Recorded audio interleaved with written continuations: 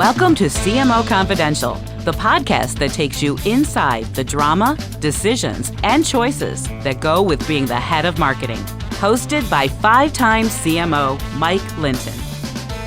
Welcome, marketers, advertisers, and those who love them, the Chief Marketing Officer Confidential.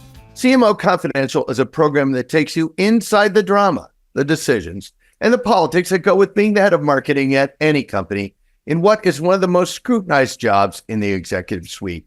I'm Mike Linton, the former Chief Marketing Officer of Best Buy, eBay, Farmers Insurance, and Ancestry.com. Here today with my guest, Gene English. Today's topic, big tech and B2B marketing, what you need to know. Now, Gene is currently the CMO of Juniper Networks, a global leader in AI-native networking solutions that powers the connections and secure infrastructure of enterprises, service providers, and cloud operators. She previously served as the CMO of Armis, Palo, Alto Networks, and NetApp, and also spent over 10 years in marketing at IBM, including Asia and the cloud business. In summary, if you're looking for directions at the intersection of B2B and tech infrastructure, Gene is your person. Welcome, Gene. Thanks, Mike. Glad to be here. Glad to have you. So first question, why don't you just give us an overview, give our listeners an overview of the lay of the land in B2B technology, the big trends, I know you'll weave AI into this, but AI and everything else, try and add a little bit on everything else. Yeah, well, it's hard to even say anything without mentioning AI, but I'll start back even to a trend that's continuing right now, which is digital transformation. We're all talking about it. We've been talking about it, but it's really reshaping economies. And the thing is that you have to adopt these new technologies to be able to manage the data and the clouds and how you think about operations and applications. And so digital transformation still super, super top of mind. I think that when you think about just the networks themselves, I'm at Juniper Networks, so this is top of mind for us for sure. But it's all about these connections, and it's all about the complexity of those connections and the ability to be able to connect anywhere to any device, any application, any user. And now they're becoming more and more on the edge and the more and more dispersed, even in remote workforces. And so that becomes a bigger opportunity for everyone that's in tech. We talk about AI, you can't say it without something else. It's also security. Security is something where everyone has to feel safe and they have to feel secure. And so it's a critical trend, but I think it's more than a trend. I think that it's really about how you make sure that every single connection that you have and that attack surface that keeps growing is protected. And you can plan, you can stay ahead, you can be proactive, and there's ways to even use AI in order to do that as well. Now, with all this technology coming on board, talent is still a scarce resource. And the ability to get talent in the right places and in the right opportunities and to make sure that you're leveraging the different new technologies that are coming out, talent is definitely a resource that is very, very scarce today. And I would say that fundamentally, though, sustainability is now a non-negotiable. There's so many companies that are now even starting to put it in their RFPs and what they require for us to be more sustainable. And so that's also a top trend that I see that carries throughout the years. Hey, I want to thank you for that. That was a great overview. Can I double down on this first question and say, we've been in a digital transforming world for a long time now. Mm-hmm. If I'm sitting out there listening to this show, how do I know where I am in my digital transformation journey? Like, how do I gauge if I know it's a never ending thing as AI comes on, there's more stuff, but how do I even gauge where I am versus where I should be in this transformation? I think so much of it is about whether you're thriving or surviving. Like if you're just barely able to get the basics of getting people connected remotely, if you're looking at how do you serve customers more online, how do you actually harness the power of like AI to do your jobs even better? And how do you ensure that you can actually see holistic views of your customer? There are basics out there. And the ones that are doing it well are really, really thriving. And they're seeing it in bottom lines. And they're seeing it impacting what they do for business as well as they do for customer loyalty. The ones that are not, they start to see in the results. And so the ones that are digitally transforming a few years ago are definitely ahead of the scale. So you should be looking out, if I'm shorthanding this for our listeners, they should be looking out at a broad landscape of companies that are embracing transformation or not, and then tearing apart what they've actually done, because this is a long-term journey where investments are paying out years later often. And it's hard to like bolt it on. Like you have to do it from the ground up. And so a lot of times companies can't afford to just rip it up. They have to figure out how to do projects, how they have to get the data layer figured out and getting all the data connected. How do they get systems to where they're talking to each other? And that's just some of the basics of things that have to happen. And then they can build what they need to do in terms of what's customer facing. And you see a lot of companies doing this part way and not finishing. And that is, I want to talk about that. I want to move into what I guess, for lack of a better interviewing question, I'm going to call it the infrastructure layer, which is, I think we talked about it in the beginning here. You got all this infrastructure, and people sometimes have a hard time changing the infrastructure layer. Can you tell our listeners, what is the infrastructure layer really? And then I want to write some shorthand for marketers and how to use it. So let's talk infrastructure layer. Infrastructure layer. I've been in the infrastructure layer now for 25 years, and I never planned to be focused all in this layer. But the thing is, it's really the backbone of how businesses operate. It's the backbone to compute, it's the backbone to your network, it's security, it's the workplace, it's data platforms. And if you're wanting digital experiences, you got to have what's the back end of that infrastructure to make it work. And, if you think about something as simple as this, we're on a Zoom meeting and you want to make sure there's no glitches. We don't want to get disconnected. We don't want to have a hang up. We don't have to have a pause. That's all the infrastructure. And so these applications have to run seamlessly and smoothly. And whether it's an operator trying to figure out how to fix it, or if it's someone like us who's having a conversation, we don't want it to get disrupted. You want that infrastructure layer to really work. We definitely don't want this conversation interrupted. But when I think infrastructure layer, then I'm talking about all the data, anything that moves the data around, whether it's the hardware, it's the cloud, and then everything that touches that layer, which would be all the apps, my website, everything else, and then all the security that is hanging out in that. Is that a fair look at infrastructure? A fair look at it. I think you can change the world with data.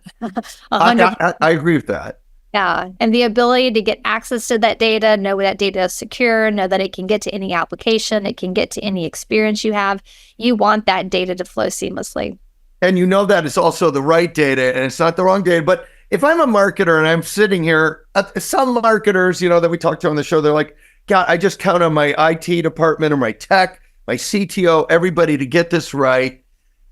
Tell marketers what they should actually be doing versus just counting on it to be right. I think the thing is you want to make sure all your applications are connected in the right way.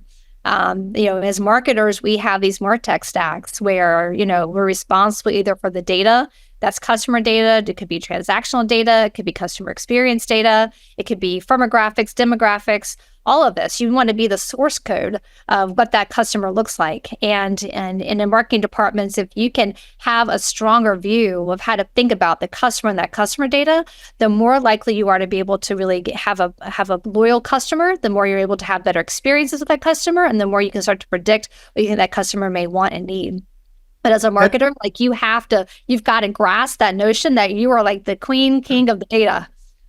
Yes. And I've talked to some in our show. We end up talking to some CTOs and CIOs a lot. And one of the things that we'll say is a lot of times marketing gets sloppy with the data, or they will go rogue and then import a bunch of data that doesn't work. Can you talk to marketers about that and why they shouldn't do that or should do it? Well, I don't know if marketers are sloppy. Maybe the IT department said that. I'm not sure. But I think the best friend for marketing has to be not only your product side as well as your sales counterparts. Your new best friend should be the CIO. And so the ability for your new best friend to be the CIO, to where you cannot be seen as just bringing in, data that gets collapsed or input or imported into a database, but that data is important. And then how do you get that data real time? It can't be in batches. You have to have it instantaneously. And then that data's got to be served up to customers instantaneously. And so the ability to go beyond the list upload to data in real time is something that you have to establish a really good relationship with the CIO to make sure happens. We actually did a show on this called Why IT and Marketing Should Be BFFs. There you go. if marketing is not if it's not the heaviest user of IT, it should really think about it because it's probably not using the data enough. I do. I get many petties with my CIO. So people got to get their new best friend in place for sure. I'm with you. They should be BFFs. All right. I've held back on AI until now. Tell us about it, which is really a long time for us on the show because you always have to talk about AI. How does AI affect this infrastructure layer? And then while you're answering this, write marketers into this story, how they should be thinking about this. Yeah, I look at AI in a couple of different facets. I mean, from our business itself, you can look at AI for networking. And what do you use AI ops for so that you understand every single connection point, you understand all the experiences on the applications, you understand how to operate, all of the different experiences and devices and assets and users around the world. And even if no one's even on the network, how do you do that so that things can get instantaneously fixed? You want to understand how to create the absolute best experience, operator and user, best experience. And right now, we've been taking that across not only wired and wireless, domains to think about all your Wi-Fi when you go to work or in your home or no matter where you are around the world, but also no matter whatever application you want to access, no matter where you want to be. And then if you think about the flip side of that, which is what we've talked about with networks for AI, how do you ensure that any company can be able to build a large language model and create their own, AI instances and how they can go through and be able to train AI and get smarter and smarter with AI. And so large, big companies like social media companies and big cloud providers, they're all looking at how did they actually build these large language models, and we help them all the time. So if I think about AI for networking and networking for AI, that's our business. Can you give us any examples of either business situations or companies or both that are doing this well and how people could learn from them? All right, let's take the Gap. Let's take the Gap.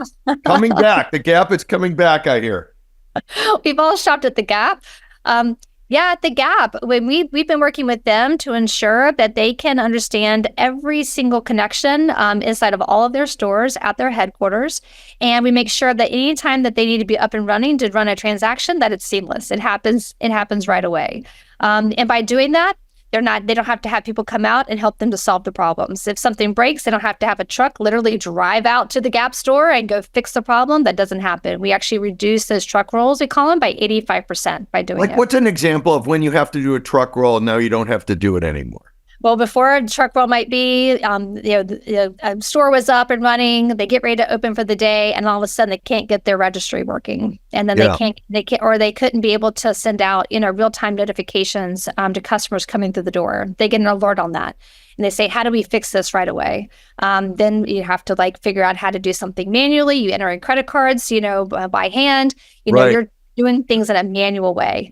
And now with Juniper, what we do is we fix that problem before it even starts. We actually see that something is down. We proactively go out and figure out what it is. It could be anything. It could be a wire. Right. It could be something happening in the network that's on the ground in the area. It could be an outage. We don't always know, but by having what we call Morvis, which is our virtual network assistant, it goes out and figures it out before it even starts, which is fantastic. That's a great example. And coming from retail, when that happens, it just comes up the entire day. Hey, when you look at this, are there any big differences you would call out for marketers or all the people listening to the show in B2B and B2C in how to use this? Yeah. I mean, I was embracing AI very, very early on. It was one of the questions. I had my first day here at Juniper. I had a big town hall. And one of the questions that came up was, well, what is your thoughts on AI? And I was like, we're going to embrace it. Every single person should know how to use AI. And I think most marketers started quite simply with thinking about content, can you create the right content and scalable content? If long form content goes in, can you create short form content? whether that's a blog or if it's a social post or it's a webcast reminder or a thank you note, whatever that might be. And so we all started in this like content creation phase. And so we started to do that early on. And we had to learn from that because at first the team was like, yeah, but I'm not getting what I really need. It's not as strong as if I wrote it myself. How do I get it to be better? And it comes with like time and practice and inputting. And I think it also taught us that maybe our messaging wasn't as succinct. Right. Maybe we weren't as clear on what the value prop was. Maybe we have to actually go back and get more evidence about why the solution does work. More use cases. We have to get more customer testimonials, more endorsements of why something would work better. And so by refining and learning, and it's like good grapes make good wine, good data and good inputs make great AI. And so like, how do you ensure that what's going into the AI is what you want to come out of the AI at scale? And so that's where we started. I think the thing that I've been really working on with our team is how do we take it from content creation to personalization? And so that's like the very next step. So can what we send out be more personalized? Whether it's a pain point, it's a customer need, it's an industry, it happens to be a use case, whatever the situation is, can we make it just a little more personalized? Then from that step, we took it to the next level, which was how do we get it real time? So real-time engagement personalization. And that became a big factor for us when we started seeing real results. So content creation at scale, we can do 2 to 3x more content than we did before, more launches, more innovation going on in the market.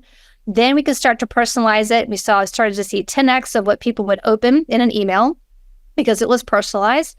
And now what we're seeing is that real-time engagement is what's getting us to start to see the cliff of what we're seeing with 5x of our returns on our demand gen. And of course, it's not just AI. There's a lot of things that are behind that. But I do think that for everyone to be employable in the future, we all want to embrace AI and for certain use cases in order to go and be amazing with what our skills are and having a really great companion too. Yeah, and if you don't do this, you'll be so behind on the cost curve. You just won't be able to catch up. Maybe be set behind. And I really do believe that. I mean, I actually gave every single person in our organization a license to whatever AI solution so that everyone could start to use AI. Yeah, we had the Code and Theory CEO on, and he was saying he's having everybody write their job descriptions with AI in them so that they are taking on AI as a partner versus some kind of project, which I thought was super interesting. Let's flip over to cyber, always in the news, but not really understood. What should our audience be thinking about cybersecurity? Cybersecurity. I was in cyber for quite a while, deep in cyber for a couple of years. And, cyber is so critical. I mean, when you talk about this notion of zero trust and like you can't trust anything to come in, like you have to validate like what's coming through any kind of entry point into any space, into any application, your data, your users. And right now with AI, going a little bit back on AI, but AI is what I think the attackers are using. So if attackers are using it, and right now it's not even just attackers, like they've got machines on machine that are using AI to figure out how to get into someone's environment or into someone through a phishing, using ransomware, even extortion. There's lots of ways these attackers are using AI right now, and I think that the ability to accurately understand like what is the actual attack and not just what's the noise is critical. And so you got to detect these threats coming in. You've got to understand how to remediate these, is either it's a vulnerability or it's an attack itself. I mean, a lot of times attackers can get into an environment for quite a while and no one even knows. And they're just gathering intel and they're figuring out entry points. And normally they come in through one way, but it's just trying to get way, way, way deep into the data. And so the ability to figure those signals out really early and understand the anomalies of what's happening in the environment is key. It is so, so, so key. And is it true that marketers are a lot on the front lines here because they are at the customer interface and sometimes can have hundreds, if not thousands or millions of touch points with customers that are vulnerabilities or not? Well, if it's a phishing attack, it can seem like they're sending something that might be from that company, but it may not be. And Right. so I think the more consistency that marketers can have and how they communicate with customers and like what your brand shows up, making sure that, you have the consistency of how and what you're communicating is incredibly important. But I tell you, if people are receiving emails or they're receiving communications or they're interacting with Right. and like everyone's got to be responsible. This again is like a zero trust environment. And you've got every user of any kind of data has got to be on top of what they're going to do to be protected. Got it. I want to flip over and talk about careers. You've been in tech, I guess your entire career. Tech doesn't always have the best reputation for valuing marketing. Give us your take and then tell marketers who want to have a career in tech, how should they be thinking about it? I love being in tech. I'm from Raleigh, Durham area here in North Carolina. Go Duke. There's always a debate on that, isn't there, Duke? No, not with me. Always the big debate. But yeah, this is a hub for technology. And so I started very, very early on in my career in technology. My first product I was marketing was ThinkPads, and the devices that so many people use today. And then I grew from that into how do you build solutions for smaller companies and how do you ensure you've got software where you can run any application to technology services and what that looks like for cloud services when that started emerging, over 10 years ago. And so this idea of tech for me has been just like the foundation of every single touch point of what customers experience today. And I don't know any company that's not using technology to make this world even better. And so I always love being in technology. I don't know that it's always had this reputation for innovation, but I think a lot of things are happening in innovation in technology companies. I think of every customer as a customer. They're a person. It's not like I just market to a company. I market to an individual. I have to see personas so I can see collective groups and how they behave so that we can understand more about their buying behaviors. But I think technology is running the world. I think an ability to make sure that you can use technology for good is important. And I love that working in a technology company, you have access to knowing what new technology is coming out, and then the ability to connect that with people who really could take advantage of it for their own good and for their company's good.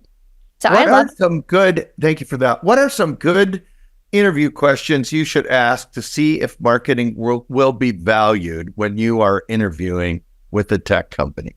So I usually ask, are you clear on our purpose?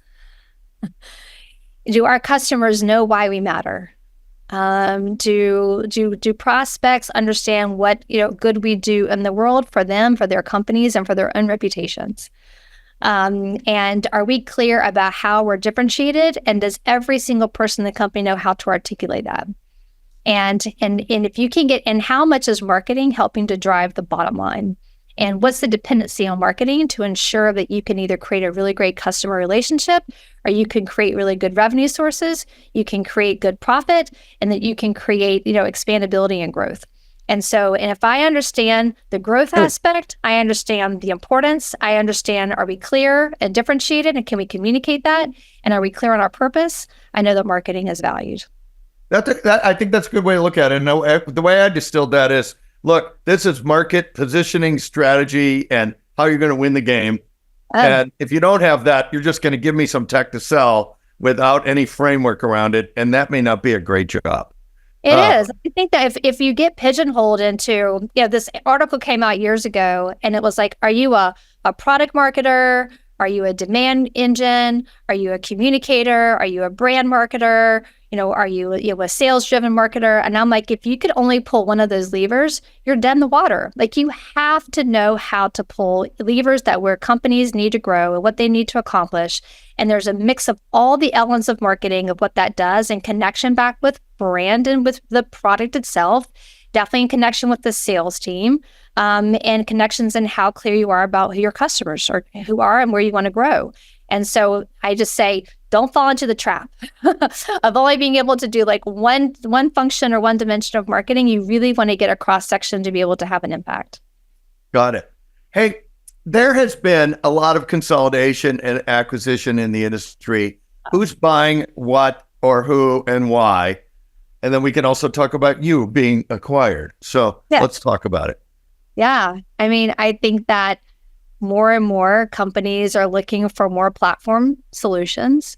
I think that the ability to consolidate and again, get back to that data of being able to take data across, a lot of different architecture, solution, touch point applications is important. If you just think about Meta with Facebook and Instagram and WhatsApp, that data can flow through seamlessly in what you do and how you use it.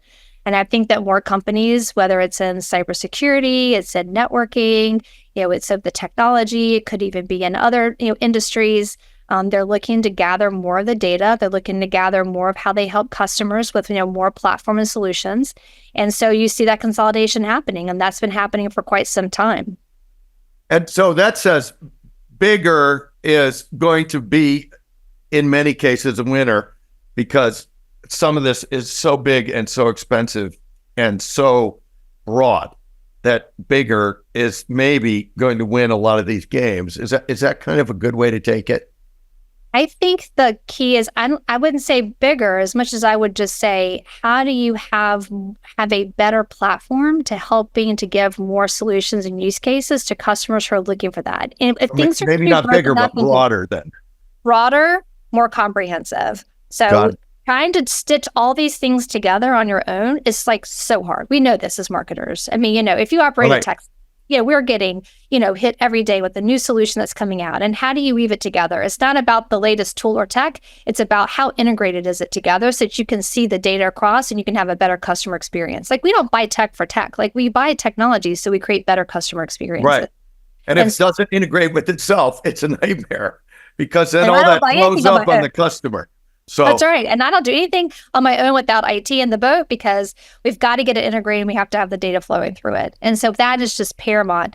So I think you will see more acquisitions because of that and for that purpose. And I think that if you have companies that are doing things that are best of breed, top of capability, that add real customer value, the more companies are going to want to use that technology to better have their own customer loyalty and value as well.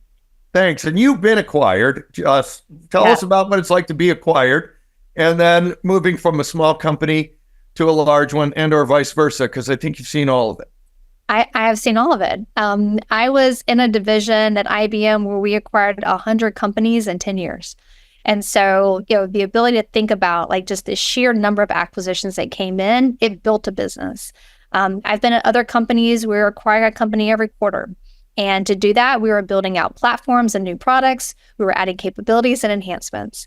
And so that created more of a platform approach. If I look at what's happening with Juniper, we have an intent to be acquired. It happened last January. And, and sometime in Q4 or Q1, that transaction will be complete based on all the regulatory requirements we're going through right now. So it's very interesting. I've been the acquirer for many, many, many companies, many companies being acquired, and now being on the acquired side, it's actually very interesting to go through the process. Any tips for our listeners on either side of the being acquired or being the acquiree? I think there's so much advantage to acquisitions. I mean, I think the ability to give better and broader solutions to customers is a good thing. I think shareholder value, number one, is amazing. And if you can add shareholder value to all key stakeholders, that's also positive for everyone. I think the career opportunities are tremendous. I mean, for anyone coming into an acquisition, and whether you're coming in or you're in the primary company, how do you start to look at talent that comes into the company, and what do you do to harness that talent and career growth? So I think all those factors are really positive, and it's a positive for customers, partners, employees as well. Thank you for that. Now, you've been in B2B marketing for a long time. What are the biggest blind spots? And you've sold to a ton of marketers or marketed to a lot of marketers. What are the biggest blind spots for B2B marketers when they look at tech? Well, I've definitely been sold to a lot as a CMO and as, a leader in marketing for quite some time. And I think so many times I open up my LinkedIn in the morning and I've got, a fresh new set of network connections that want to connect. And then what do I fear the most is the message coming through the box. It's I connect and then the next thing it's I want to sell you something. Exactly. And And then I'm like, do I keep the connection or do I not? It's like, what value are we getting? And so I think the key is that being sold to or being marketed to, or what do you do as a CMO? I don't need all the latest tools. I need them to work well, and I need them to work together. And I'm always evaluating new tools, especially in AI right now. There's a constant test and experimentation that's happening with AI.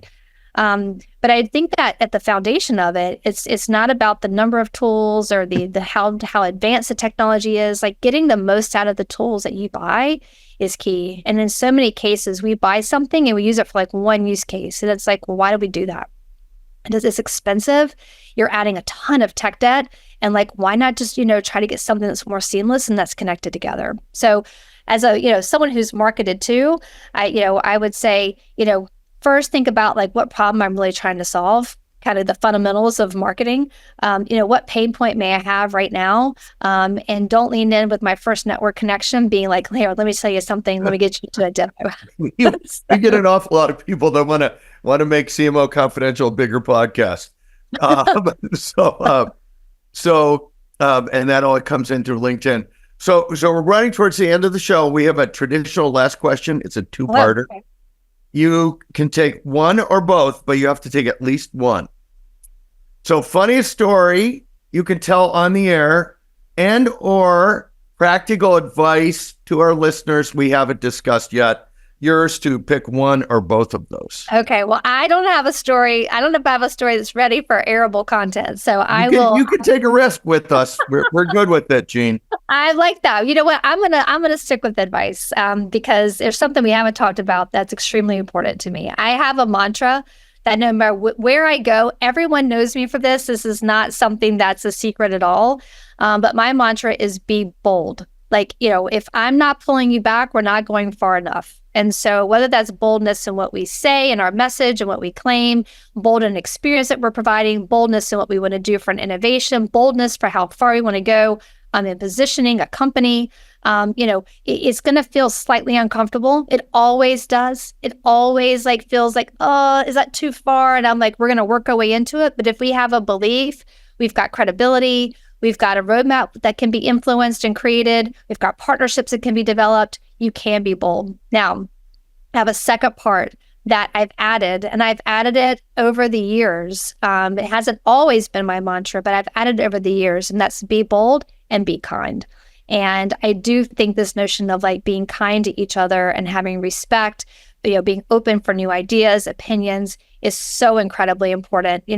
I can recall that when, it was a pandemic and, we're all working from home, and my kid's bedroom is only a few feet away from my office. And, and I would think, how do I want him to hear me when I'm interacting at work? Because that matters. And having respect for each other and having him hear how people treat me or how I treat others, really makes a difference. And so I think that, you can be really, really bold, and you can open up so much space for new ideas and thinking. But if we're kind to each other, that kind of culture, you can do anything together. So that's my advice: is be bold, be kind.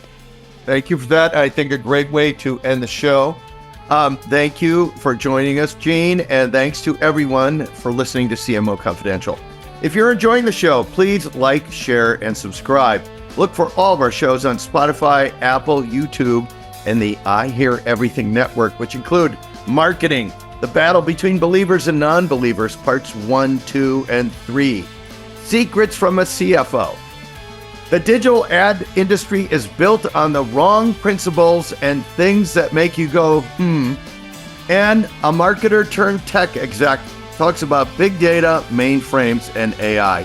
Hey, all you marketers, stay safe out there. This is Mike Linton signing off for CMO Confidential.